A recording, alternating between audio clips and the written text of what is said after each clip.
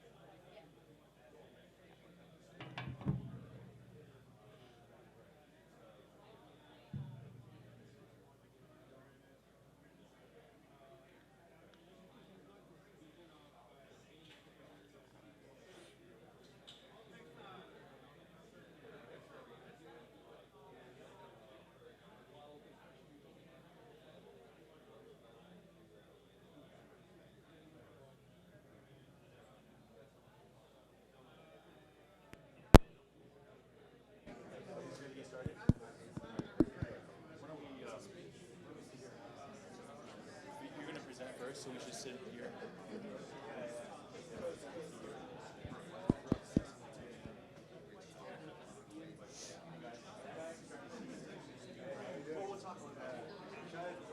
They're trolling so hard on Slack.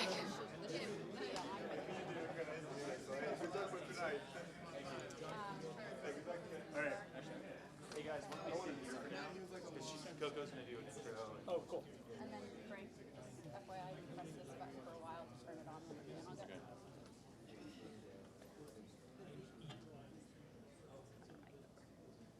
We good?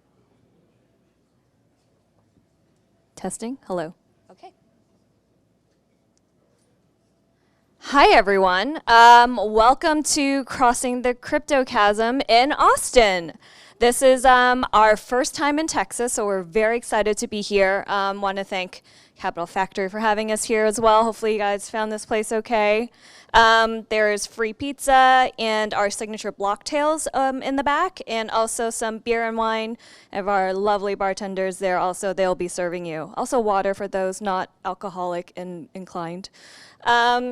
All right, so let's get started. We've got a very exciting night for us. We're going to do a short intro, and then Frank, our CEO, will be moderating a panel, and then we'll have some Q&A, and then the evening should end around 8:30, 9 o'clock. All right, so a little bit about me. My name is Coco. I'm the director of product at Helium. Been there for almost 3 years. It's been a great time. I love working with people there, and Helium is a small company, about 25 folks. So what is the history of Helium? Well, we are venture-backed. Our VCs are Google Ventures, Coastal Ventures, and various others on this beautiful slide. So how did Helium come along? So the original goal of the company was really to create connectivity for everything, the Internet of Things. Any trash can in the city should be able to connect and basically report its status. So that was the original goal of the company. And we wanted to sort of create this open protocol that where any item could use our protocol layer and connect to the internet. And this is sort of the ethos of what the existing internet is built on, open protocols.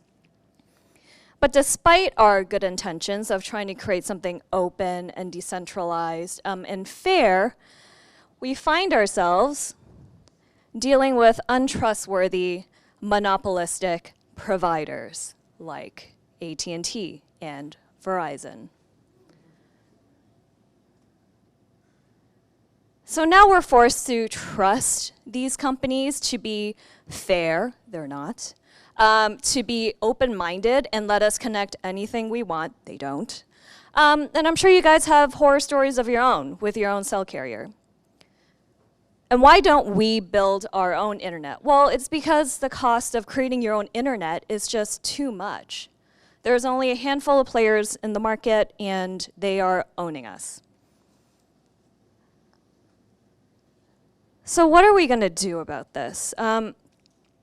We know with the advent of Bitcoin in the last 10 years, we've started to sort of create this decentralized network where things can be trusted because all these nodes have copies of the ledger. So what if we built a network based on this trusted system? Finally, there's a new option. Helium is going to build the world's first decentralized wireless network. It's going to be cryptographically proven and built on the blockchain. At the heart of this network is a Helium hotspot. So this hotspot doubles as a miner on the network, so it can mine blocks, so everyone is incentivized to put one in their home, and also creates network coverage. So it creates up to 100 square miles of coverage on a single device, and I have one right here just to show you guys that it's real. It was plugged in the corner back there, and it does work.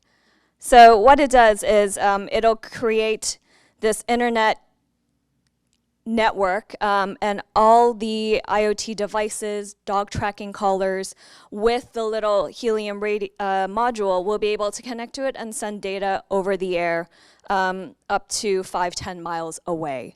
So this is a low-cost way for dumb things to become smart.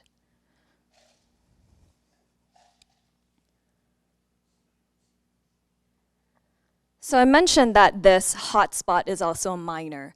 By mining blocks, every hotspot is able to earn rewards. So these rewards can be traded in for something of value. So now everyone that has a hotspot is incentivized to continue to turn it on, leave it on, or purchase one.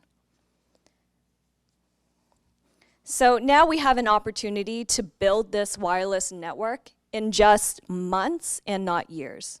How many of you guys have heard the 5G chatter in the news about how, you know, Verizon or AT&T is trying to set one up and they're taking forever, they have a handful of launch cities? Well, it's because infrastructure is really expensive.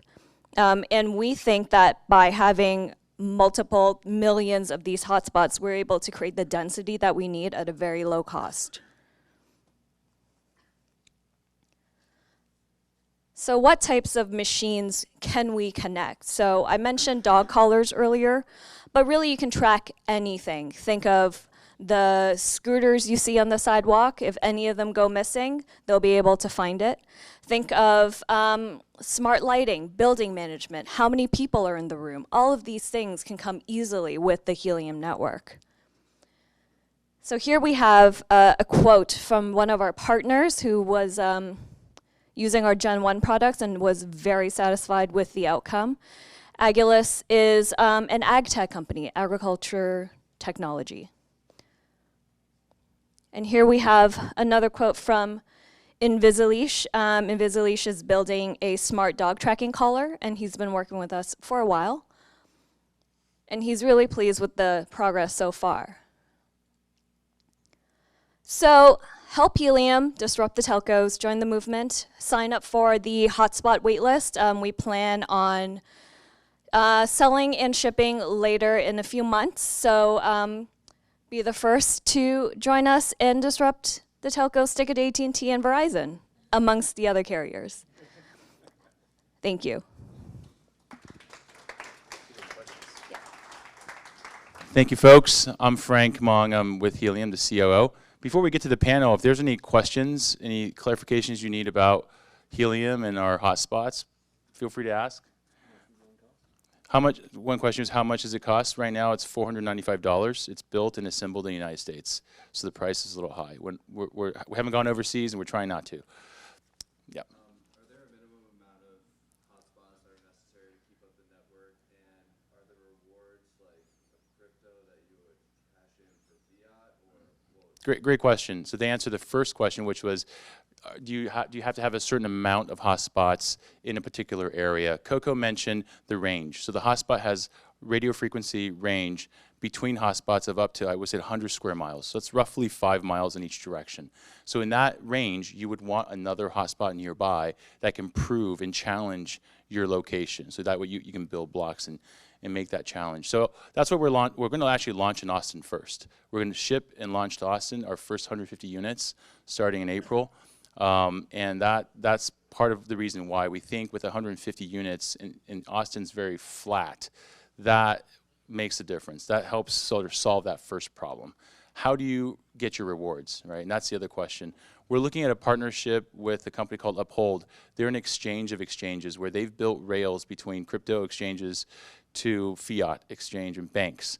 And that company is regulated by FinCEN, by SEC, and they're saying that they can actually help us put together a program where you can choose your reward. So if you're mining our Helium hotspot, in our setup process, you'll be able to pick how you want your rewards to be deposited in your account. Do you want the Helium Atom? Do you want Bitcoin?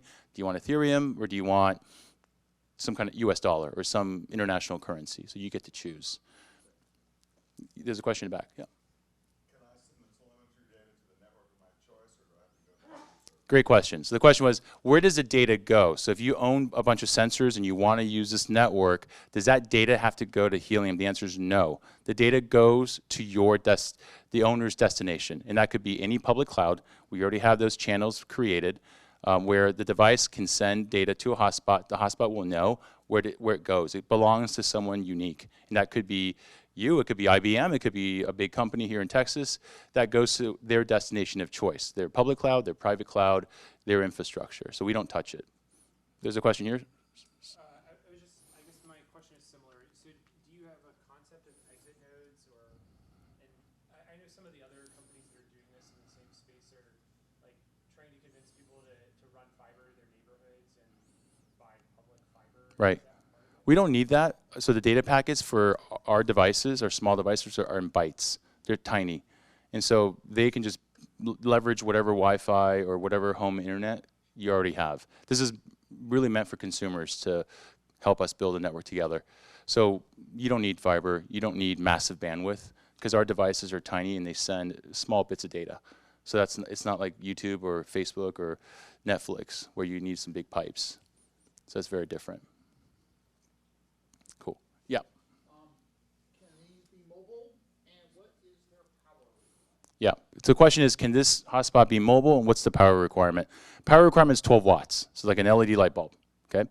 No, it cannot be mobile because you're constantly proving your location, and part of our consensus algorithm is based off of accepting challenges and scoring. We have a concept of scoring, and the only way you can keep your score high is you always have to prove that you are in a particular location. All right, whether it be at your peer group evaluating you alongside with GPS. So if you're moving all the time, what that means is your score is going to decay, and you won't be able to you won't be selected. We'll think that you're some kind of malicious actor and that you can't be trusted. Yeah. Can you have multiple nodes in the same area? Does that reduce your rewards? Yeah, you can have multiple nodes in the same area. So I think initially, we don't believe that is a massive problem. Over time, it could be, but at the same time, I think the network grows as users grow. And so as long as usage is increasing, we think the balance of, call it commoditizing the hotspot, mining versus people, enterprises, users needing access to a network should offset each other. Helium is just a company that is creating this technology, creating the blockchain. We're open sourcing all of it. So we're not going to make money on this consumer device. Our goal is to go get folks to use this network, right? And so the consumer co-ops it and builds it with us. You earn and you own all of it. You operate it. Helium is not the operator of the network, ultimately. Question? Yeah, when you say it's mining, who determines what it mines, or is it mining helium? It's mining a Helium blockchain. So it's a protocol chain. So then the rewards is a value exchange between current value of helium and current value of any other coin. Right. So that token would have to be on an exchange to create whatever value there is. The other way is for using the network. It's a utility. And so if a company is willing to pay 1 token to pass data through your hotspot, you can charge that or you can raise it. You can make it 1.5. You can make it 2. It's up to you. Yeah. Can my IoT nodes connect to my neighbor's gateway? Yes. Is there authentication going on? No. It's kind of like LoRaWAN, where just anytime there's a It's a ubiquitous network where any device can connect to any Helium hotspot using our protocols. So it's all open.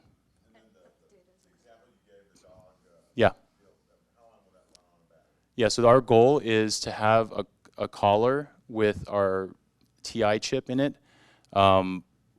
If it's just for location tracking and there's no like whistle or shock associated with it, we think it's about 3 years of battery power on a AA size battery. Yeah. Sorry, this question. Yeah.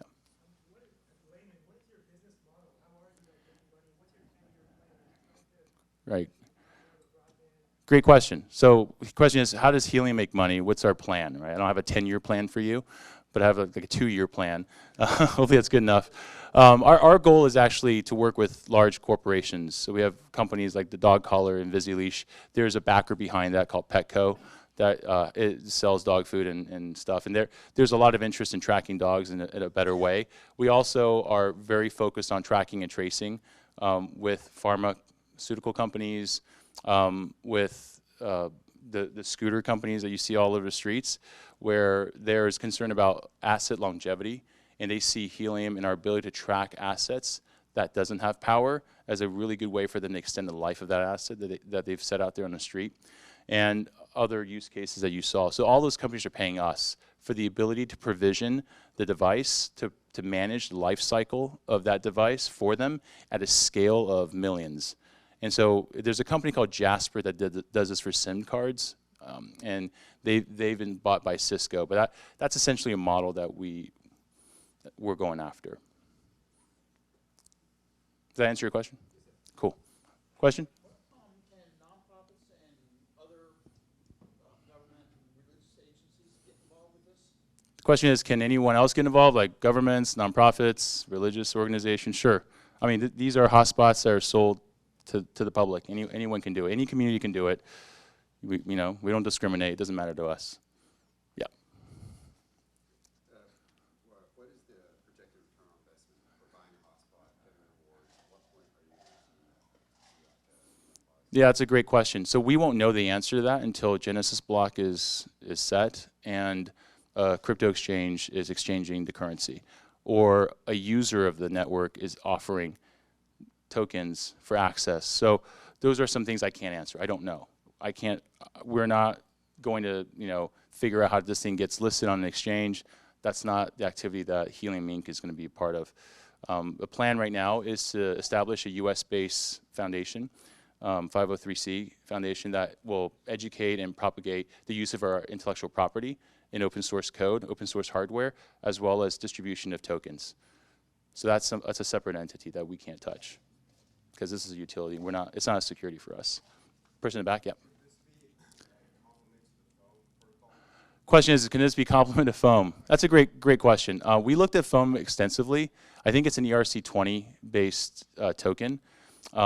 It doesn't align quite with what we are doing because we have to prove coverage. So your ability to mine has to be based off the fact that you are actually where you claim you are, and you're constantly providing good coverage. Foam doesn't focus on that aspect of what we're doing. So I don't know if there's a specific tie exactly, but our mission is clear. It's to figure out how to create an incentive model to build networks way faster than a centralized entity, and create incentives for everyone to benefit from that, and then of course to get users of the network to come on board. To us, that's a lot of work already. So I don't know if the foam guys want to do, or if they want to join. That's fine. I mean, it's open, so they can take a look at our stuff. Everything's on GitHub right now. They can check it out. But we just have too much to do on our side. Any other questions? No? Cool. Let's get our yeah, sorry. Did you say your wireless protocol is the same as a 5G protocol? No. So our wireless protocol today is sub-gigahertz. It's 900 megahertz.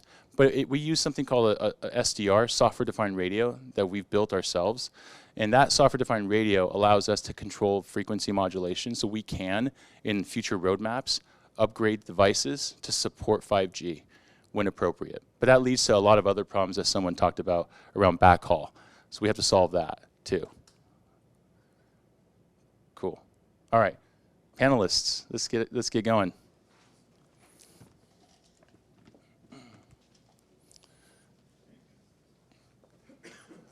Oh yeah, we need another mic. So here, I'll give that to you. Thanks. Here we go. Is this? All right. You guys still hear me?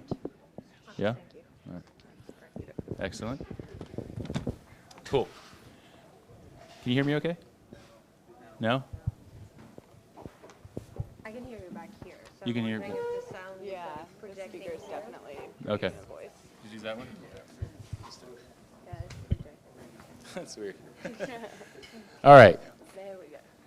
So I want to thank you guys for joining us. We have a panel conversation, and one of the things we found to be useful as we articulate what Helium is trying to do is also to bring the blockchain community together to understand really how a decentralized world with different applications, different investment opportunities creates, I think, for me, what's important is creates wealth for everyone, not just for Wall Street or just for insiders that have access to innovation. I think everyone should have that benefit, and it should be available for anyone to participate. And that's really why Helium decided to take this route. And so we curated some folks that are in the space. They have come from different perspectives, from investment to building technology, building products a different way. So I wanted to actually get the folks here to introduce themselves, and then we'll kick off with some questions. This is meant to be very interactive. So if you guys have a curiosity, or you want to hear something more, just raise your hand and shout out a question. We're happy to keep things moving along. Hey everyone, thanks for the introduction, putting us all together. My name is Tushar Jain. I'm managing partner at Multicoin Capital. We are a fund that invests in the blockchain space based here in Austin, Texas. We actually started out here in Capital Factory. Welcome back to the old stomping grounds, and have a couple of our team members out there. So I've actually met a few of you through the community meetups and such in Austin, and looking forward to talking about this topic today.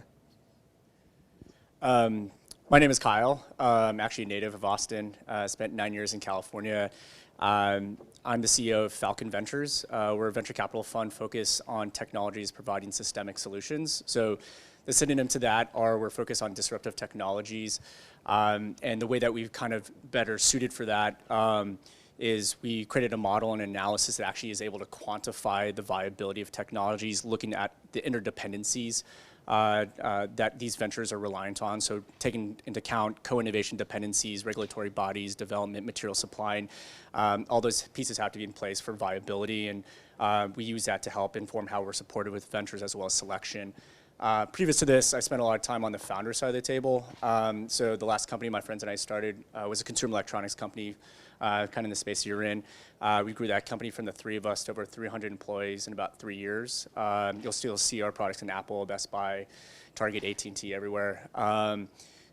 Related to the blockchain space or crypto space, in 2014, my friends and I started an experiment hedge fund, long-short strategies on cryptos, got lucky on a lot of them.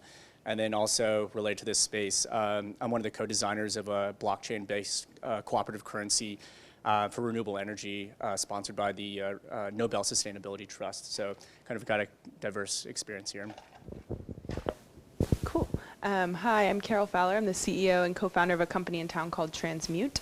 A lot of people in this room know us from making blockchain more accessible for enterprises and building a lot of open source dev tools. And we're currently taking to market our first product, Transmute ID, which is a cloud-based identity solution that anchors events associated with those identities to the blockchain. And we're also in Capital Factory, or I guess you're not anymore, but we're on the 5th floor and partnered with Oracle.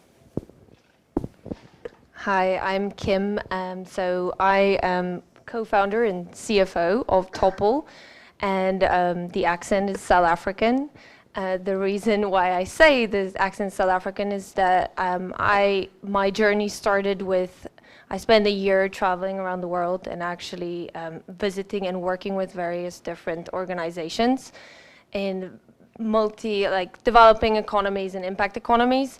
And during this time, realized that there's an extreme shortage of investments into these regions. And then when I came to the US, I started a PhD a few years ago and is almost done in statistics and doing a simultaneous economic statistics framework. And during this time, I met my co-founders, and we started asking this question of why is capital so expensive in developing markets? And we realized that there's this issue with asymmetric information access and also lack of trust and various things that actually blockchain technology or a digital infrastructure could solve. So we went about and said, okay, let us solve this problem, and we built a network that effectively moves and proves funds, goods, and impact into, around, and primarily these markets. Yeah, so we actually just went live in Indonesia. We're moving Nutmeg all the way from Indonesia to the Netherlands and the drive behind that project is living wage farming. So that's kind of where I came from. Thank you guys for the intro. So to kick this off, I thought I would start with sort of things and topics or questions that relate back to all the folks here in this room. So I want to actually start with both Kim and Carol. You did talk about, Carol, you talked about credentials a little bit. It's more of a business to business activity. And Kim, you talked about, it sounds like getting financing or getting means to folks to be able to actually be productive for various countries. Can you apply those to folks here in this room in Austin, Texas? Why would credentials impact folks in this room? Why would your activities at Topple help folks in Austin? Yeah, so I think identity impacts all of us. Obviously, we all have one, and we all have a variety of credentials associated with them. In our context, we're a B2B company, and so we spend a lot of time thinking about workflows where credentials make the workflow less efficient if they're not accurate or up to date. So the most tangible example I can give is also in the supply chain space. So third-party logistics companies the secret sauce is their routes. So often they are managing a variety of shippers and carriers, and credentials like just a simple driver's license or more secure or higher level TSA or TWIC credentials are often part of that process as well and have to be attested to by a variety of parties at a variety of points so that you can get your load from point A to point B.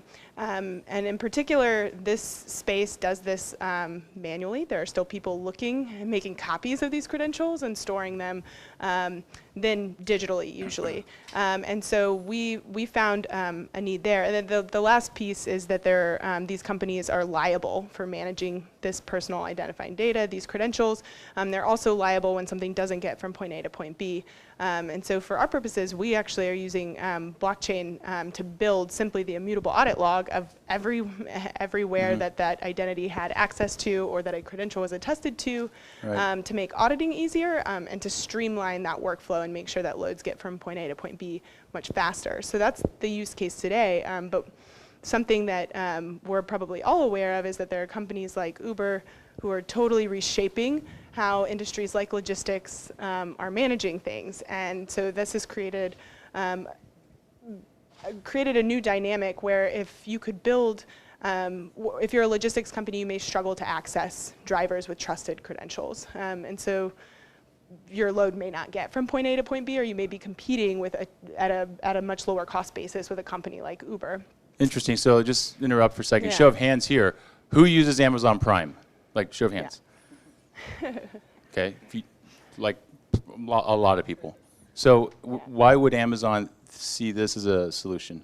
So actually, in the third-party logistics space, the Amazon effect is something that the solution helps these 3PL companies compete with. So with Amazon, right, like that's where I buy literally everything. Yeah. And I fully expect to know that like if I ordered it 2 days ago, where it's going and all of those updates. The same thing is happening on the enterprise side. Enterprises are expecting to know that this oil and gas valve that costs several millions of dollars is going to get from the Gulf all the way to Midland and at some random place where a driver is going to need to like prove that he is who he says he is when he drops it off, and then it got there, but they're not taking photos and using geolocation to prove that. And the end customer wants to know, where is my load? Is it in Austin, or is it almost to Midland, or where is it?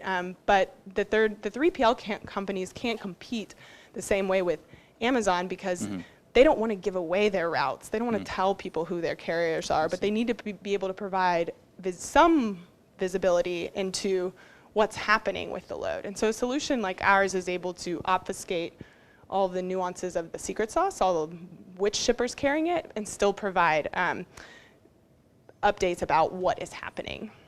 So that's one example. Yeah. Very cool. Kim? So yeah, so we have this like tagline where we say, you know, empowering growth and enabling investment. So to give you guys just a breakdown on both of that what we've done by saying empowering growth. So I'm going to give you guys an example of what we're doing far away from here and then bring that back here to explain like how that applies to us. So in Colombia right now, we have this venture called Como que Vale. and they are funded by the Gates Foundation. Now, they're an early childhood education program that's trying to scale into becoming this like food distribution center. And the idea is if they're scaling to become a food distribution center, they want to bring the value chain of the local farmers to the customers they serve. They serve about 8,000 children. So scaling to the families, it's about 40,000 people that they serve in these rural communities. Now, to scale to become a food distribution center, they need more funding. Now, when I said funds, goods, and you need impact movement, so what's happening is what our network allows is the money moving from the Gates Foundation to the venture, that's being tracked, so you know where your money's going, you know how it's being spent. The goods moving from the local farmers to the food distribution center is being recorded. And then when it goes to the consumer, when a consumer buys more than a certain amount dependent on the impact or the outcome measure that the Gates Foundation would like to see, so what happens, that impact is recorded and directly translated back to the Gates Foundation. So now you have tracking of the money, the goods moving, and also the impact delivered by that project. So that empowers growth within an ecosystem and about 40,000 people connected. So both the value chain, the financial inclusion within that, because that ecosystem can start now transacting with each other. Now, where the investment comes into this by, enabling investment is we go one step further and we say, okay, that information that's now being captured as a fund, you would like to show transparency to your investor. So what if you can now show your investor what is exactly happening in this venture that you are investing in these regions? So now you can track your money as an investor, you know where your money's going and how it's being spent. The same with donors, you know where your money's going. So think about a scholarship. We have a Burundian refugee scholarship going on right now. The idea is the scholarship is funded by a person that knows where that money's going, and there's success metrics that have to be reached by that scholar. So if those metrics are reached, then only do they receive their scholarship. So these are the types of things that this enables. So there's like tracking supply chain for organic farmers in India is another thing we're doing, and then also tracking the impact measure, electrification and solar energy products in the DRC. So we're kind of said, the mission was to drive this new mindset of this interconnectivity between funds, goods, and impact that allow each other to drive. So there's a lot of other stuff that can come with that, but those two things is, enabling growth or empowering growth, yeah. Does that system sounds like it exists here in the USA or in Texas or in Austin? Is that a correct assumption? The system, what do you mean? What you described. So if I'm a student, I apply to UT Austin, I get a scholarship for playing cello, I get money to go to school for free, but the conditions that I maintain my grades and I keep playing cello. Exactly. Someone's got to check that. Exactly. Is Frank still playing cello? Well, no, I decided to party my ass off and spend my money on crypto. But no, so how do you, is that something that's not trackable today in the US? So the thing is, like, here, trust is evident, right? Okay. Like we trust a lot of these systems. I mean, I am on a scholarship. I promise you they're not tracking everything I'm doing. Yeah, I wouldn't say who it is, but. You're on camera. Yes, I realize there's a camera in front of me. But yeah, so I think the biggest thing is we're not trying to reinvent the wheel. Yep. We're trying to enable new processes. So a lot of these people, what we've done is we said, let's keep the blockchain simple. You have your processes. Let's plug and chug you into, like, the idea is literally build an application on top of this. So what we did is we said, we have this network layer, but now we've also added on top of this an application studio that builds these like front ends for these consumers that previously didn't have access to this. So yes, I do think trust has a big piece of this, and especially into these developing regions. So if you wanted to give a scholarship to a student here, it's much easier for you to track that. But if you wanted to give a Burundian refugee a scholarship, you have no idea if that money even makes it to the Burundian refugee. Gotcha. Thank you for that. Now I'm going to bring the questions over to Shar and Kyle. I think you guys actually have a very fascinating perspective as investors in technology, investors in blockchain. You see a lot, and you see a lot of different ideas. You see a lot of different problems that folks are trying to solve and trying to innovate. Share, if you don't mind, share with sort of everyone here who are, let's call them laymen, what do you use to gauge success? What do you use to gauge, hey, this is good, or this is bad, or this is good behavior, this is bad behavior? Like, how do you look at deals? And give me some example, give maybe the audience some examples of things that you found to be really good. Sure. For me, blockchain technology is all about removing middlemen and removing centralized power. And so, like, that's one of the first questions that I like to ask that defines success is, how does this actually give power from the center of the network out to the edges of the network? So I'll give you, the reason that we ask this question before investing in any project is that blockchain is just an extremely difficult to use, expensive, and terrible database. It's like bad in almost every way other than a few, right? There's a couple of things that it does better, but I cannot overstate this. It's really bad at most things, right? So if you're gonna pay the cost to develop with a blockchain backend, you better have a damn good reason. There better be something that you are accomplishing with this technology that you wouldn't be able to do before. So some examples are like what Frank is talking about with Helium, but I'll give you a few other examples because he's talked about that already, right? And some of our portfolio companies are looking to decentralize these middlemen, right? So I'll talk about a protocol which many of you in the audience may be familiar with if you're in the crypto world. It's called Augur. And Augur is a protocol that decentralizes the middlemen of the various prediction markets or anywhere where you would go and place a bet on anything. So an example is if you go bet on sports in Vegas, there's a take rate.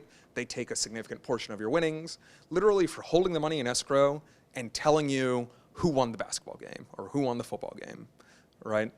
And to us, that's a great opportunity for blockchain technology to disintermediate that middleman, cut out their profits, and allow otherwise distrusting network participants to work together using this technology to align incentives, which allows both of them to have a better product at lower cost than they would, going through a middleman.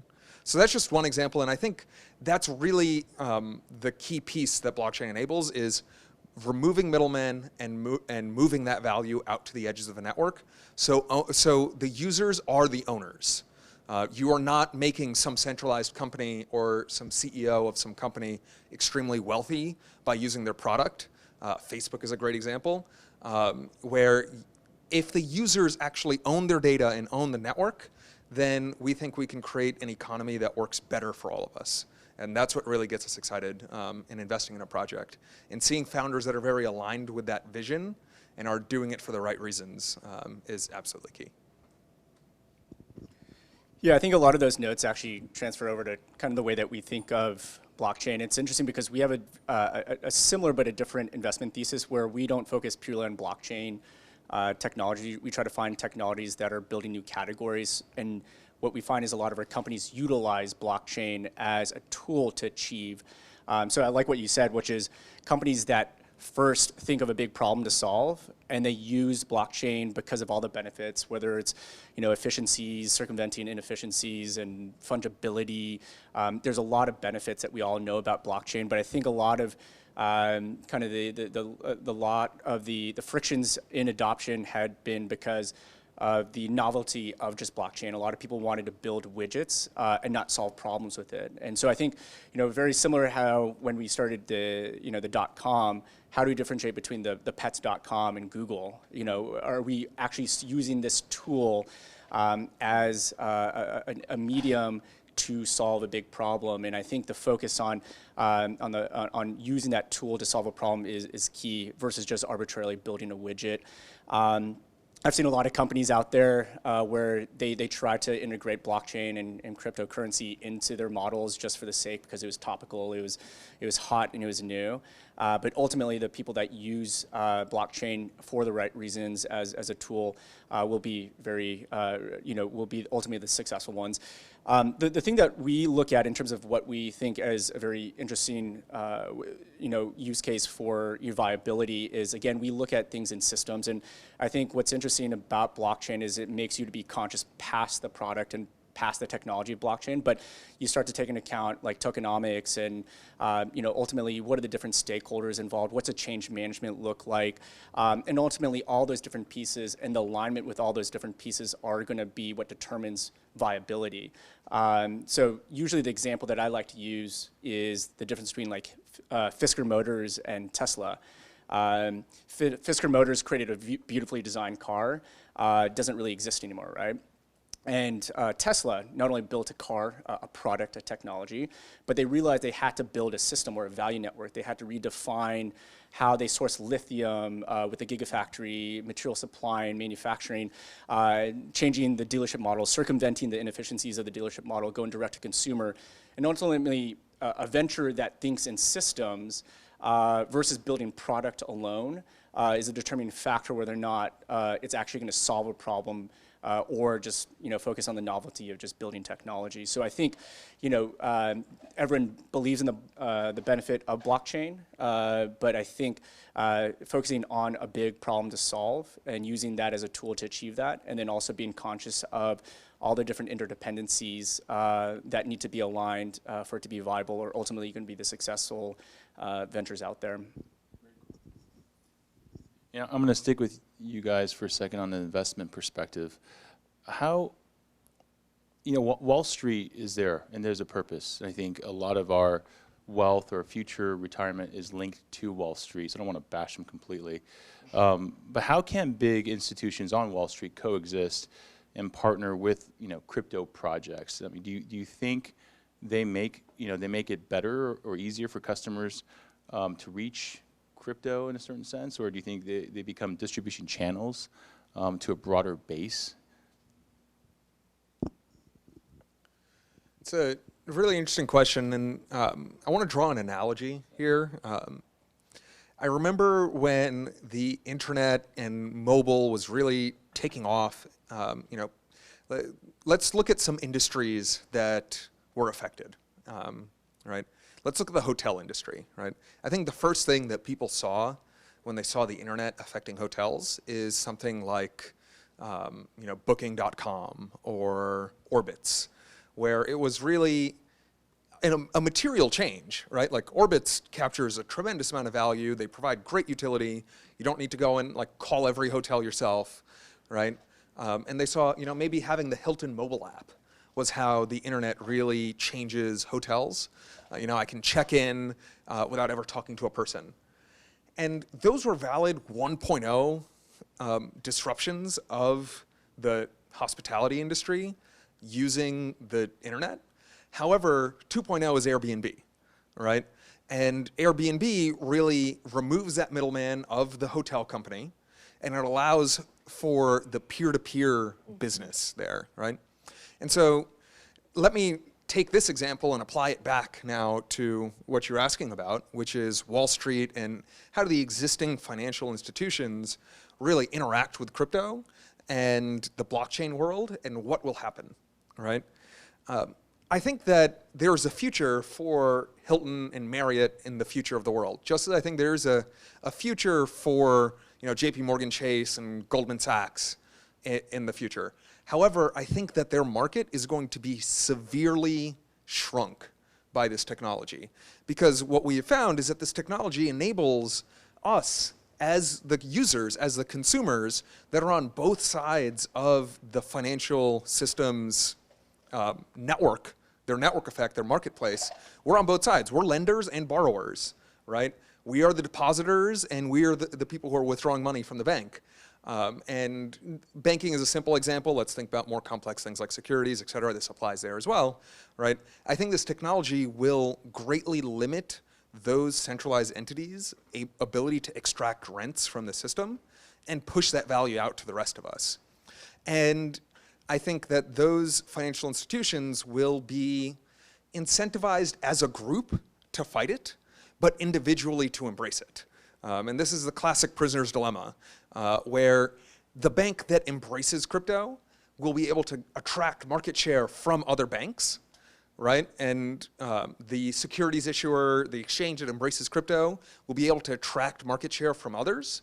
However, in the long run, this technology creates so much efficiency in redefining what trust means, that the total profit of that financial services industry should dramatically decrease over time. I would argue that it's gotten lopsided. It's been too large for too long, and that this is the technology that will actually right-size the amount of profit that the financial services industry earns off of the economy.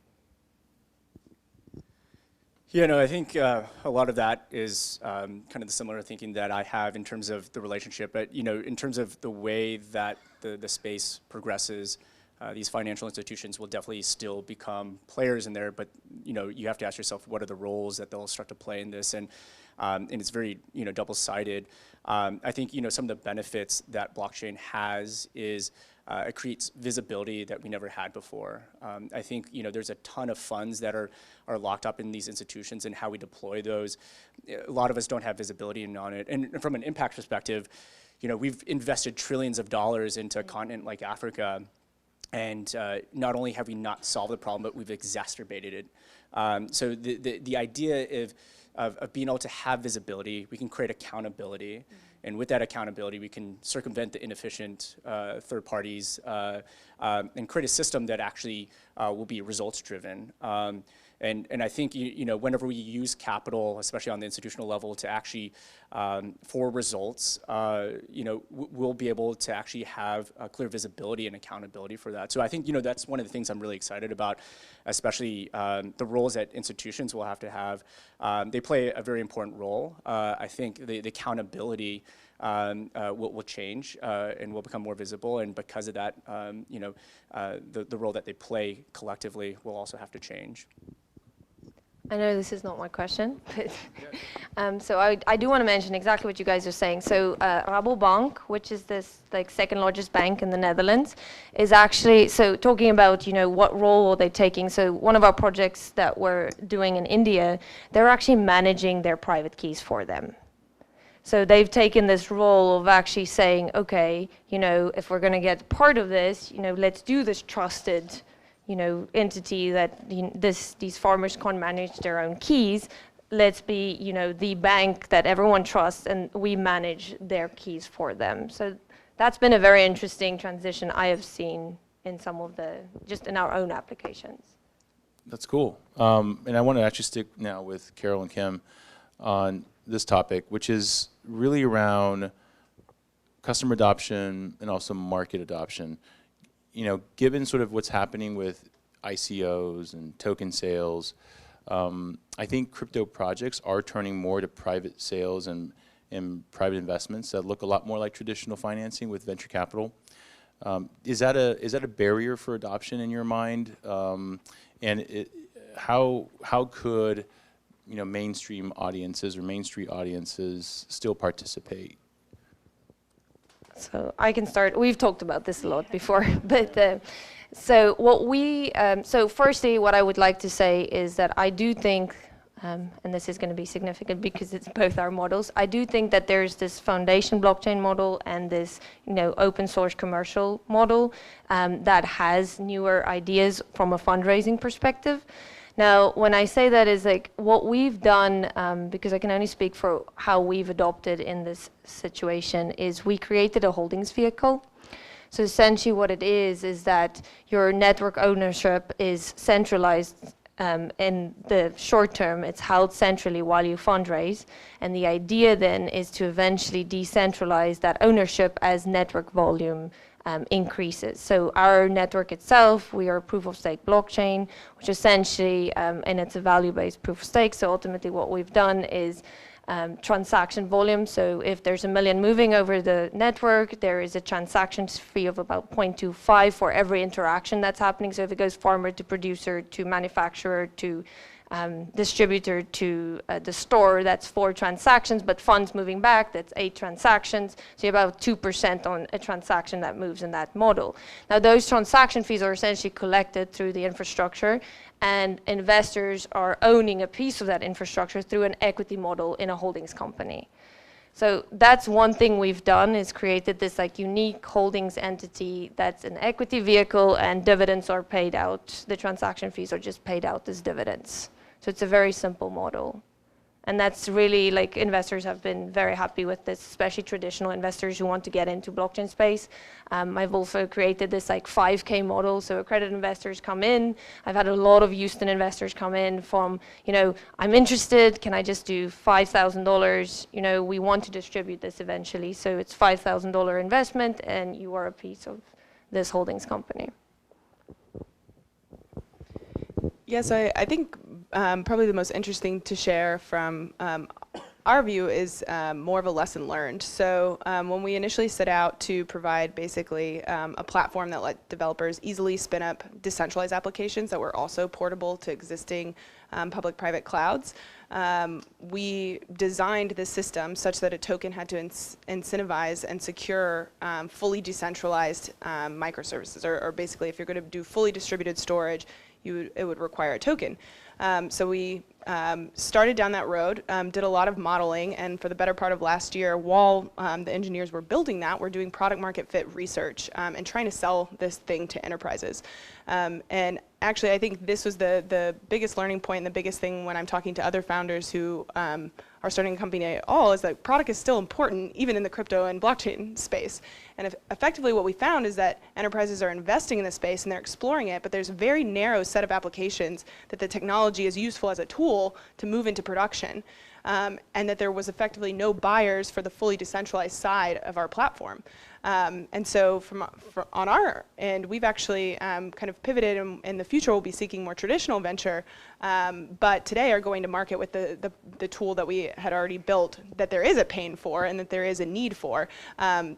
The positive news is that we've designed an architecture that will support when enterprises start to realize how we have to redistribute and democratize power, it'll be there to support that movement, and we view it very much as a bridge. But the reality is we could have gone and totally minted a token and had a lot of investors in that and had no customer, and we would have been in the same position as any other regular startup without blockchain who didn't validate their product. Great lessons learned there. Before I move on, I actually have a question for the audience here. Who here invested in crypto last year? Yeah.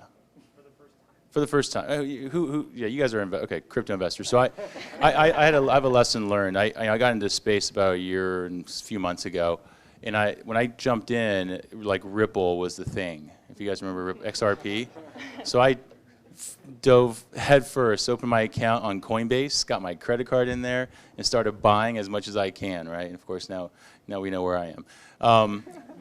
I'm hodling, I guess. So that's interesting. I mean, we've sort of entered into this, like, pretty cold, bearish, you know, maybe very bare, I don't know, cold tundra market in crypto. And so we've got a couple of investors here, you know, probably fellow hodlers. You know, what do you guys think? I mean, you got to, like, what is token prices are where they are. It's a bear market for sure, right? But as a person in venture, you guys are taking these risks.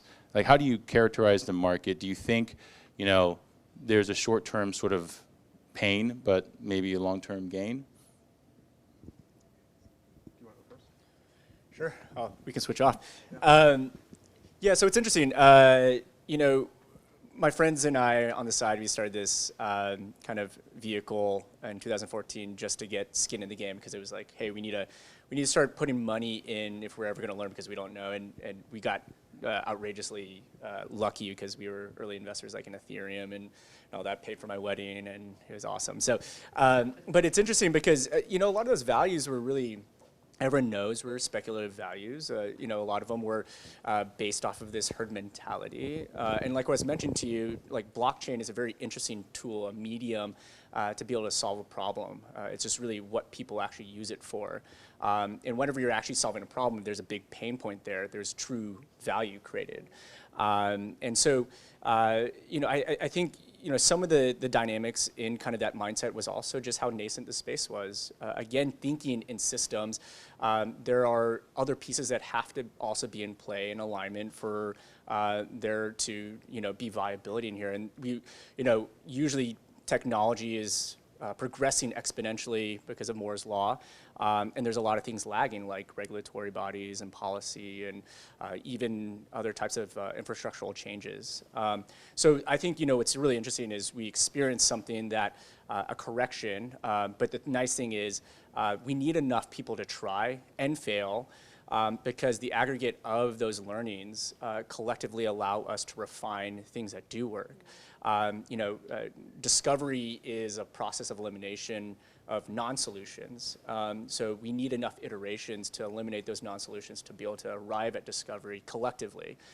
So I even see a lot of people sophisticating their approach to building real value in this space. And there's a lot more accountability because it's not just building a widget or just attaching doing an ICO on your existing company or whatever. It's now, what big problem are we going to solve? Where can these benefits actually create true value? And I think, the space is really primed for people to really build on some of the ashes that we've experienced. But I think, again, that kind of accountability, that kind of iteration is much needed for the space. Everyone knows kind of the historical S-curve and diffusion bell curve. We need to be able to properly try, incubate, ideate all the way to the point where we actually arrive at something that will create real value. And I think that market is going to be really exciting. Yeah, I agree. And I want to draw an analogy to those of you who were around for the dot-com boom, right? I guess like no one went on the internet after that, and people just kind of stopped using it, right? I mean, so here's the thing, is when we as a society start overly rewarding certain activities financially, you will see people take advantage of that.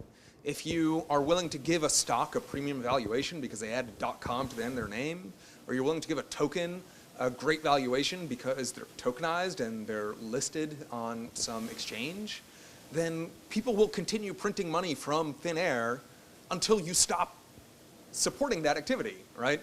And the thing is, like, we as humans are prone to excess. There's a herd mentality and crowd mentality that takes over. And what happens is we will do the thing until it is just completely impossible to do it anymore, right? And that's exactly what we saw happen. However, this doesn't mean that the underlying utility isn't there, right?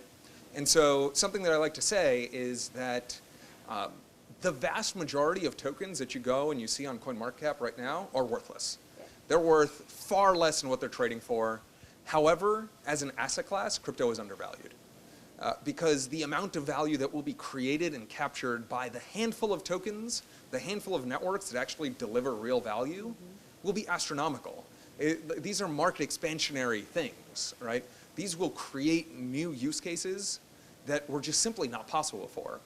And in order to explain that, I'll go back to the .com analogy, and I might be giving away a little bit about myself here, but I remember, when I was growing up as a kid in the 90s, we had two rules that were told to us. One was, don't meet people from the internet, so you have no idea who they might be. And two was, don't get in strangers' cars, right? And when I leave here today, I'm going to summon a stranger from the internet and get in their car, right? So, like, it is impossible to project what this new technology will enable, what new use cases it will allow entrepreneurs to create.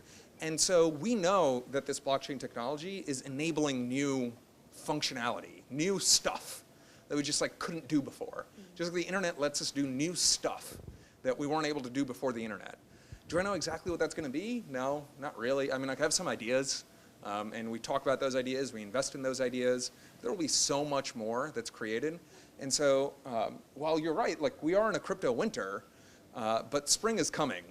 And there will be new productive use cases now that we've gotten some of that, herd mentality bubble out of our systems. And people will be a lot more cautious about investing in the next Ripple. Yeah. That's great. You guys have any comments on that? From Kim or Carol? Yeah. I actually 100% agree. That's very optimistic. That's fantastic. But for Carol and Kim, in the work that you're doing now, especially Kim, communities are important. And so, yeah, how much of community building do you need to do for your startup, especially for who are entrepreneurs here in the room? Yeah, so there's quite a few, right? And if they're thinking about creating their own company or building their own business, for what you do, like how important are partnerships? How important are getting some kind of momentum behind you to get that network effect that these two have been talking about? Yeah, so like super important. So like so just to give you guys an overview, so what we've been doing is, one thing that we've been doing in Texas is actually we're building out the technology for the Texas Coastal Exchange, which is all of the marshland over the coast of Texas. They're trying to essentially, the concept of carbon capture, so carbon credits, right? So this is one thing, but what this comes down to is that how do you help local community in this sense? But what we did very early on, we said, okay, so if we're going to go into developing markets, into impact economies, we have to have big institutions, big groups behind us. So we partnered with Impact 2030, which is a conglomerate of public and private partnerships driven out of the UN, but there's about 200 and something companies out of this group, and this includes SAP, PwC, bunch of big names. But essentially what they're doing is like, how do we drive, corporate social responsibility and corporate social investments into these regions? And what we're doing is essentially working with them of like, how do you build out the technology to measure the impact that these things are making, your CSI and your CSR. And then the other big thing that we've done is we're part of a working group out of the Center for International Cooperation, because what makes our technology so fascinating is the fact that you can plug and play into a network. So what we've done with the CIC, we're working on the refugee crisis that's going from Venezuela over into Colombia right now. So in a refugee camp, the idea is, right, you have funds coming in, you have goods moving in, is there progress being made? So all of this where you can essentially just plug and play into that refugee situation, where your funds are going, how it's being spent, how the goods are moving in, which goods are moving in, where's there a shortage, is there a shortage? So we can just plug into conflict regions, Harvey, those types of things. Like, because the Harvey Fund, for instance, like no one knows where a lot of that money went, and now we know that money might go somewhere else. I think people know what I'm referring to, but essentially, so I think it's just those types of questions become a very good question of like, how do you work with people? And the CIC, Impact 2030, and bigger groups help us to say, okay, we have a consulting group out of the Netherlands saying, we want to use your technology because we're doing all this sustainable enterprises, right? All these social enterprises are driving and they want to implement blockchain into the technology. We want to have your technology ready to go so we can actually suggest this as a consulting company. So that's been a very interesting new network that we're starting to build. I think of community a little bit differently in terms of B2B. I think any startup playing in the enterprise space is going to need partnerships just to build credibility and prove that you're going to be around and that somebody trusts you, right? So there's that side. And then when you're working with something that's so emerging, from our perspective, we're going to where the users already are, and we're going to give them more power because we're going to offer a system that makes business processes more efficient while also giving users more control and ownership over their data. In order to do that, we have to not only be compatible with existing systems, but we also have to think about standards and be part of defining what those emerging standards are. So probably the biggest aspects of community and partnership that we focus on are regarding the standards and standards bodies at the code level. So with the W3C, with the Decentralized Identity Foundation, and making sure that the solutions we're building in the standards that they're defining, because a lot of those players are new and like us, really want to evangelize blockchain and democratize a lot of different things because of that. So we need to make sure that the emerging products and technologies are actually achieving that goal while still being backwards compatible with the existing standards. And so we spend a lot of our time building those types of relationships and involved in those communities. Yeah, so and both of you actually bring up, I think, a good segue into something I think might be interesting for the audience, which is with what you're building, the ecosystems, and whether it's partnerships in the enterprise or mass community adoption, what is, like, is this Web3? Is this sort of what people talk about when they talk about decentralized applications?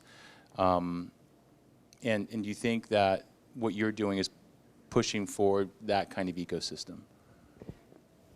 I do think that the technology or that the how, how we're achieving the business problems we're solving is building a bridge towards a more equitable future. So where some of these more fully distributed applications come online in a production manner that hopefully some of these enterprises will follow and not just lose all of their market share, or they'll build new business models because of it. But we don't go in, we used to pitch blockchain. Right. Now, it's the same as saying use any other database, and we try to kind of obfuscate that all the way down the stack. Like, let's get to that after we've understood the problem we're solving and after we've proven that we can integrate with all of the existing endpoints that you already understand. Fair.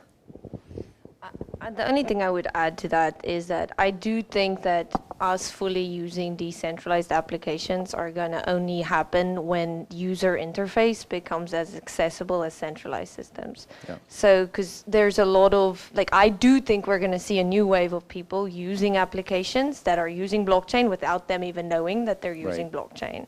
So I do think that, and I've seen that even with our users. I mean, the farmers in Indonesia are doing text messaging to our blockchain. They have no clue that that's what's happening, right? Yeah. So that's definitely something that I think will happen. We'll see this new wave of people using blockchain without knowing.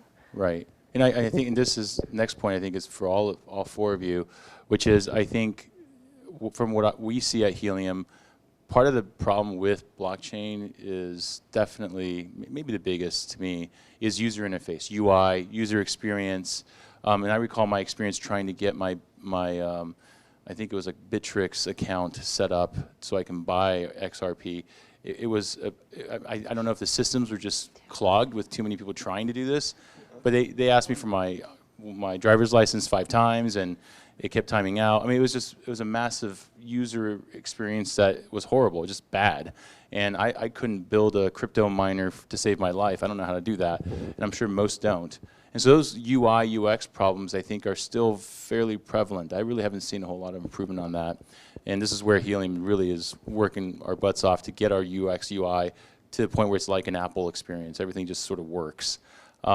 That's one. The other is scalability. I don't know if I can point to a scalable blockchain outside of Bitcoin, maybe. I don't know. So what do you think, from your perspective, what's sort of the bigger problem? Is it scalability? Is it UX, UI? What are your thoughts on that? All right, I'll kick it off. I think usability is a real issue, but it's one that we know how to solve. Yeah. Right? Like, we've built a lot of very usable Web 2 applications. Exactly. Right? And blockchain is just a database. It's just a back end. It's not a front end. Right? The fact that the front end sucks, like when you're trying to buy, XRP, that is the fault of the company that you were using. It has nothing to do with the blockchain whatsoever, right? It's like whether they're using MySQL or Mongo or Postgres, whatever, right? Like, who cares, right? Like, you as a user, like, you care about like where are the buttons, what did the words say? Did you actually hire someone to like empathize with me as the user and build this out from my perspective, considering maybe I'm not comfortable going to the command line and signing a message or whatever. So while I think usability is definitely something the space could improve on, we already know how to do it, and it's just something you need to prioritize. And maybe it wasn't a priority in 2017 and 2018 because we're still in the infrastructure phase of the blockchain revolution, right? It's like, if you're building really nice mobile UIs in the early 90s, it's pointless. Like, why? You're not going to reach any users. Like, no one has an iPhone. Like, what are you doing? And so if you were going to build a really nice UI for a distributed application back in 2016 or 2017, what are you doing? There's no mobile browsers that actually let you interface with the stuff. It wasn't a priority. I think that problem will be solved. I'm very confident that it will. Scalability as well. I think scalability will almost definitely be solved, either through a combination of new layer 1 protocols or layer 2 built on top of layer 1. You mentioned Bitcoin being scalable. I think, if the Lightning Network meets its promises, then Bitcoin could be scalable. I have personal reservations on that, but I'm not sure, right? Like I have some thoughts, I'm not sure if it'll work. But I think, while I'm not sure if any one of these solutions will work for sure, I am sure that we have a lot of really smart engineers working on this problem. There's nothing that indicates to us that scaling blockchain technology to manage more transactions per second is unsolvable, right? So if we know that we're working on solving the problem, there's enough money being put behind it, there's enough human capital and financial capital being put behind it, and we know that there's no fundamental reason why this is unsolvable, we're not creating a perpetual motion machine, right? Like creating 3G and 4G internet sounded like a pipe dream back in the 90s, right? But it works now, and everyone kind of takes it for granted. And so I think scalability will be solved in the same exact way. And so we're investing with the assumption that scalability will be solved because of those reasons. I can just on that topic actually. So we've been working on. So I don't know who's familiar with IOHK. So they have a really good proof of stake Ouroboros. That's actually what we're implementing, and from that perspective, actually, transaction throughput and security is good enough for us that our consumers wouldn't even realize that there's a scalability issue yet. I mean, so for us, we are driving the idea. We know we're a network transaction-based marketplace, right? So we want to drive more volume to our network. So that from a user interface perspective, what we've done in the short term is to say, okay, let's build this application studio that we actually manage that builds custom applications for the users on our network. So it's essentially this above plug, but the idea of this is to build out a template library of applications that can be powered by Topple. So that is the ultimate idea of, let's create custom applications if someone wants it. It's a short-term revenue opportunity for us, but then long-term there's this template library, and then volume in our network increases. So I think from a both usability and a scalability question, it's something we have been thinking about a lot to scale as a business. Yeah, just following up on that, I think scale is inevitable for the space. Again, really scale is a product of maturity. Everyone knows kind of the S curve, and usually that scale phase happens usually in the venture when it hits a certain maturity or the market finds that same acceleration. So really, I think that going to your point again about building infrastructure, I think that's going to be the key. That when through this kind of stochastic process of iteration and trial and error in the whole space, eventually that alignment will start to really dial in, and that's whenever that kind of phase transition will start to occur to really accelerate that kind of scale. But kind of your analogies, I look back at mobile when Motorola Q had kind of the mobile device, and then you had iPhone, and you had people laugh at iPhone, be like, you're going to charge $600 for a phone that Apple's never played in telecom before, and we do exactly, Motorola Q does exactly the same thing. They do email, they do media, they do music and all that, but they do it for super cheap.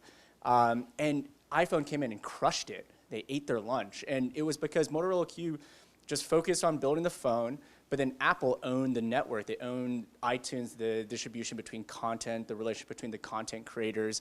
And ultimately, that kind of infrastructure was the thing that created that category. And ultimately, the scale that you see everyone using kind of in the smartphone industry. And so I think the trial and error that starts to occur in building that infrastructure will ultimately determine when that scale happens. It's inevitable. It's going to happen.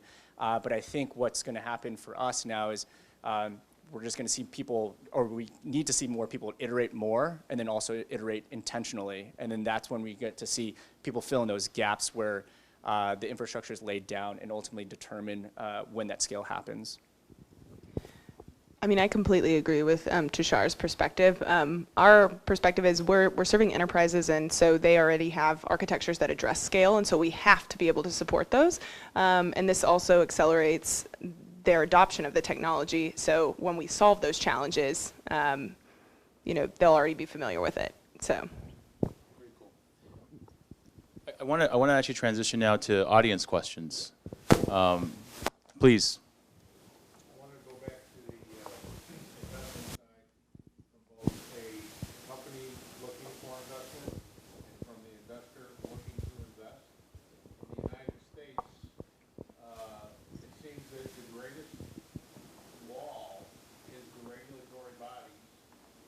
And I come from 4 years in the fiat derivative investment world and, trading floors and whatnot. But if you go to raise money today and you don't want to spend $100 to $200 or $300,000 in legal registering, making sure your documents are okay, and you take one investor beyond the 32 investors that aren't qualified, you're going to have a problem. And it's, this idea that we can have $5,000 investments, maybe outside the United States, but in the United States, you're going to have a major problem. And it's a huge problem that faces anybody that's trying to raise money. And a lot of people want to invest money. You invest money into a company that then gets declared a securities violation for the way they raise money, the whole thing falls apart possibly. So I've assumed a risk that I had no intention of assuming that I didn't even know really was there for the majority of people that invest. Any ideas about where we are in trying to solve this? Yeah, I mean, I can only speak from the perspective of my fund and our fund thesis. And again, people have a different risk appetite depending on where they think that they can be dedicated to how they deploy capital. And for us, again, we look at blockchain as a tool. So not all of the companies in our portfolio company use blockchain, but a lot of them are starting to integrate blockchain because it allows them to further the delivery of their solution. So it's a multiplier effect. But ideally, like we were talking about how blockchain, again, is just the underlying technology. One of the initiatives that I'm actually working on for renewable energy, again, the change management for that is very minimal. Like a lot of people are looking at the solution, looking at a cooperative currency because it creates more fungibility between renewable energy production, buying, trading, investment. And we just, that's built on modern technology, which happens to be the blockchain, right? And so a lot of the regulatory kind of adoption on that is very minimal. The same filings and all that is very similar to any type of financial transaction. So, an interesting model is if anyone's actually looked into the Swiss Veer in Switzerland, this is a cooperative currency that's actually been used in Switzerland since the 1930s. And it's probably one of the contributing factors why Switzerland's been an economic powerhouse with no natural resources other than just being a powerhouse economically, because that kind of cooperative currency has always been relevant or has been able to create stability. But those models, again, when you look at the characteristics of what they're doing, you're like, this is essentially just a digital currency or a cryptocurrency, just operating on existing regulations, rules, banking infrastructure. So I think, we can speculate a little bit about, when regulation and policy is going to keep up. I think, again, they're the laggards here. Usually it's the pressure of the market that will incentivize them to keep up to pace. But really, I think the current moment, the people that find the elegant solutions where they can focus on solving a problem and then use the blockchain as the delivery tool to do that. Usually when they are able to do that, the change management or the adoption, the co-adoption, co-innovation adoption risk is very minimal. I think that kind of alignment makes you kind of relevant today. But I mean, from the perspective of our investment thesis, that's how we kind of approach the use of blockchain. To add to that, I think you're right to be concerned about regulations. And you know what? There's a lot of gray area, right? Like a lot of things that we just simply don't know. The regulators haven't given clear guidance, and it leaves a lot of uncertainty, and markets hate uncertainty. It's like one of the worst things for markets, right? But something that I think is important for everyone in this room to remember is that the government works for us. We don't work for the government, right? And we've seen this example happen in South Korea, for example, where the legislators who supported the adoption of blockchain technology and supported the ability to raise capital from more retail investors and promoted capital formation in that way were voted in, and there were actually people who were voted out of office because of their position on this topic. I'm not saying that this is the most important topic or that this is the topic that you should go and base your vote on, but if this is something that you're passionate about, then you should definitely try to make sure your voice is heard, and remember that the government works for you. And the other piece that I'll throw in is if that government doesn't work for you, another one will. The beauty of blockchain technology is it doesn't know borders. It doesn't like an Ethereum transaction doesn't know whether it was broadcast in the United States of America or if it was broadcast in Mexico or if it was broadcast in the Eurozone. It has no idea, right? And so what that creates is regulatory arbitrage, where I remember I actually happened to be in Shanghai at a conference in September 2017 when the Chinese government banned everything related to do with blockchain. They shut down all the exchanges. They said you couldn't do any ICOs. It was an extremely draconian action, which was somewhat known for. And I remember at this conference, I was talking to a bunch of entrepreneurs, and not a single of them said, "Oh, I'm going to give up and go home now. I'm going to go do something else now." They all said, "I'm moving to Tokyo. I'm moving to Singapore. I'm moving to Seoul. I'm going to go somewhere else where the government serves me better." And that might not be an option for everybody, and I'm not saying that it should be, but it will be an option for enough people that you will see regulatory arbitrage really start to kick in. And I'll leave with a final point on this, which is I remember just 3 or 4 years ago, you guys might have seen this too, there were a lot of articles about what makes Silicon Valley so special. Right? Why is so much innovation happening there? And there were a lot of other countries saying, we want to build our own Silicon Valley. We want to build our own version of San Francisco and the Bay Area. Right? And so Germany's trying to do that in Berlin, and London's trying to do that. India's trying to do that. China's trying to do that. Well, this embracing capital formation, embracing innovation, embracing new technology like this is a great opportunity for some of those nations who have been following the United States in innovation. I mean, the reality is the US has led almost all internet-related innovation. It's a great opportunity for those countries to take the lead or catch up. And so if you don't see the US regulators act and embrace this technology, the US will just fall behind and the technology will continue. The regulators are not in charge of the whole world. Other questions? Yes, sir. Just to piggyback off that, I think a good example that I usually use is how Colorado legalized cannabis. They were the first one, and then they had so much extra tax money that they had to have another vote of where to spend it all. And there's really definitely a kind of that whole regulatory arbitrage of even in Korea where you mentioned, in South Korea where you mentioned, there were politicians that had longed or shorted the market immediately before coming out with a policy that ended up sinking the market, or they bought it, right? I don't remember exactly what the circumstances were, so we're still in this kind of early stage where even governing bodies and the central banks are still kind of manipulating the narrative, and I think we're behind the really push for the bubble in late 2017, and also a big part of the crash as well. So I think I guess from a retail, like myself, investor standpoint, just recognize that as important. But I actually did have a question for Kim. I work for a commodity coffee trading company. Our CEO is actually also South African, and we focus a lot on I guess impact through the supply chain. And I'm doing digital traceability with that. So I'm kind of curious of what technologies you use to actually trace products like the nutmeg, and then also if, as far as tracing some of the donations or that different stuff, if you think that there's a future of opening that up to crowdsourcing donations from maybe somebody, in my case, that drinks coffee or has or whatever, and then being able to track those donations through the supply chain as well. Yeah, so interestingly, you could essentially like tranche these like investments. So you could have like a crowdsourced piece going into an investment and then a development bank together with that crowdsourced piece.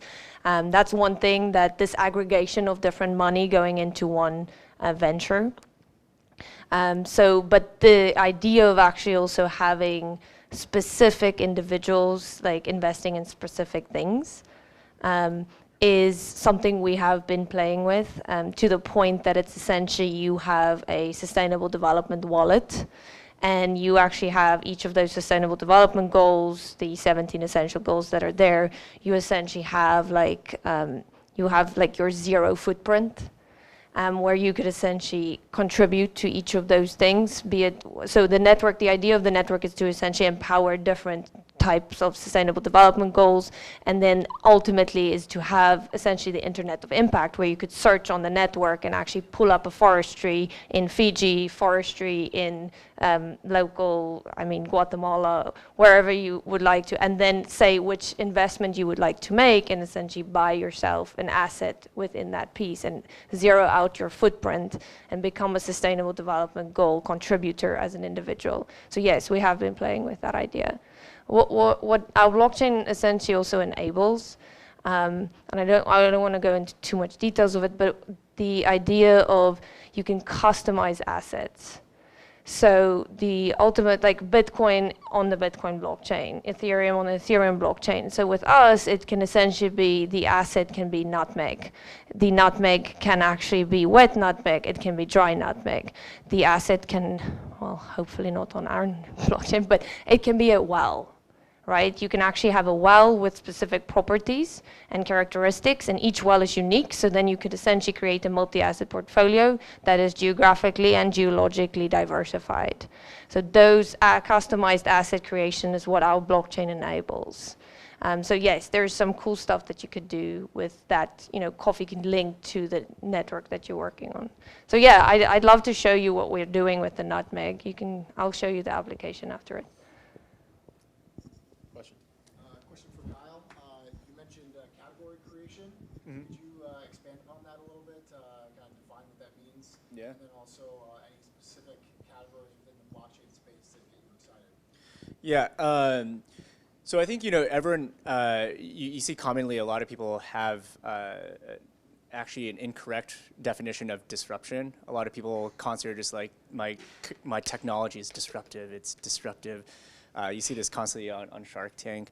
And I'm not quite sure a lot of people actually know what that means. So again, having scaled a company, doing that hockey stick growth that everyone pitches in their deck, we actually felt that. And having been through that experience, we realized that the determining factors are companies are not, or ventures are not just single products, but they're value networks of interdependent stakeholders. That's a determining factor. Whether or not something's going to be viable. So when you look at new category creators, they're essentially redefining the value exchange in a system, whether it's finding new efficiencies in incumbent systems, exactly what Helium's doing, right? Like there's a lot of inefficiencies with these telcos, completely changing the rules of the game. And so when we look at new category creators, they're ultimately creating new systems. They're creating different types of value exchanges for the better, and that's what progress is. So typically, whenever we look at companies, we try to ask ourselves, are these companies making a contribution to building a new category? And ultimately, those technologies have to provide some kind of value that is changing the rules of these new systems.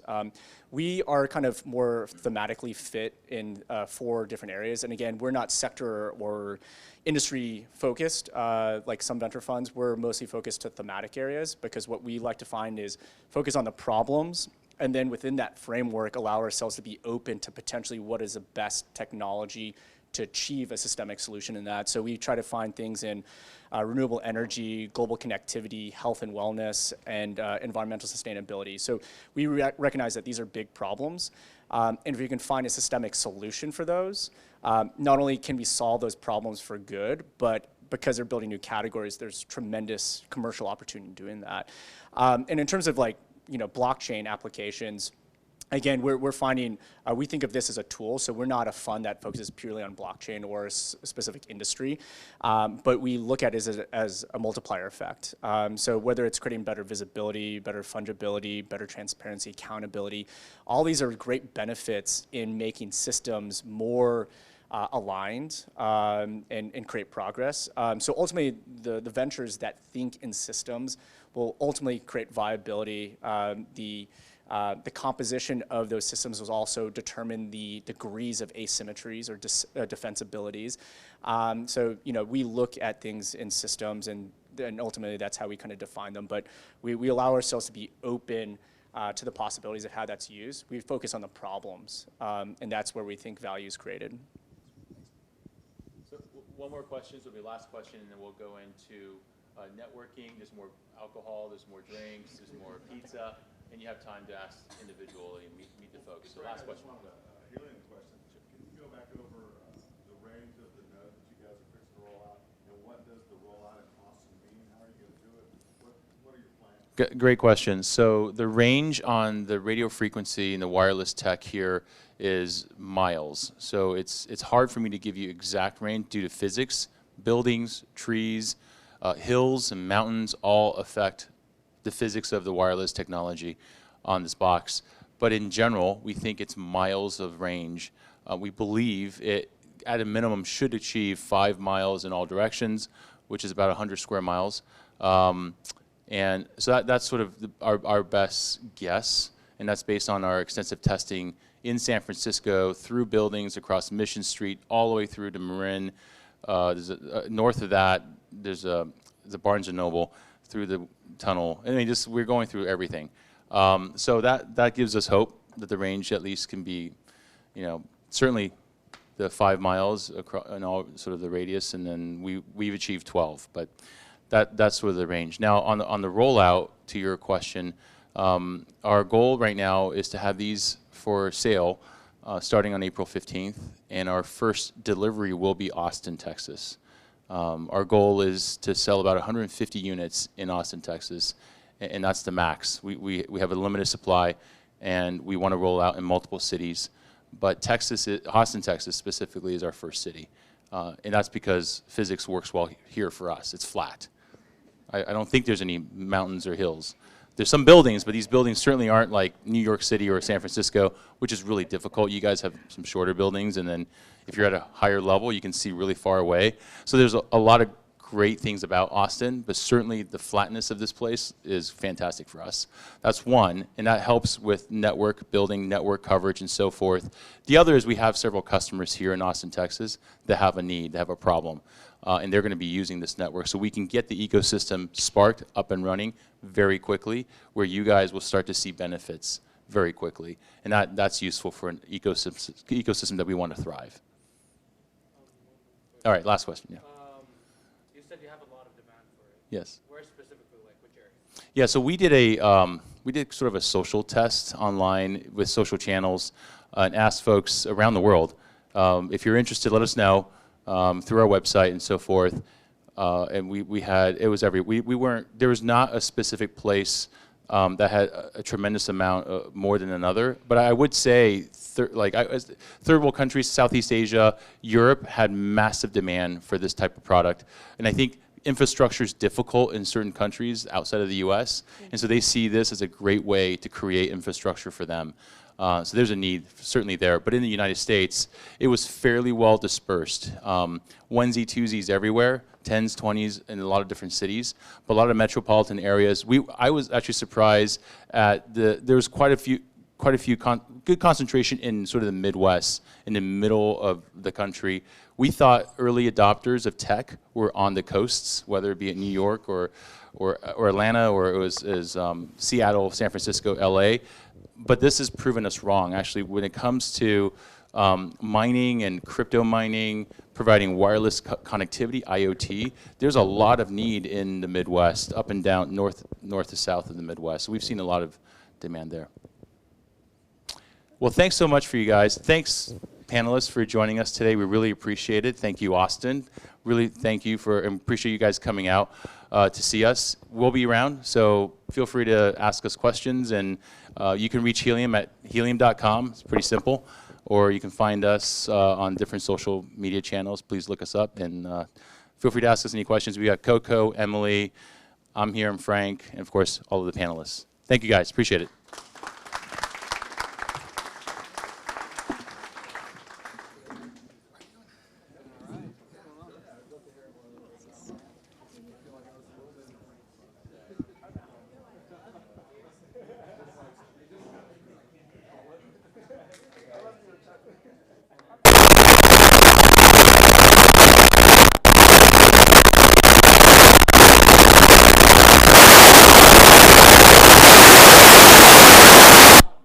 Sorry about that.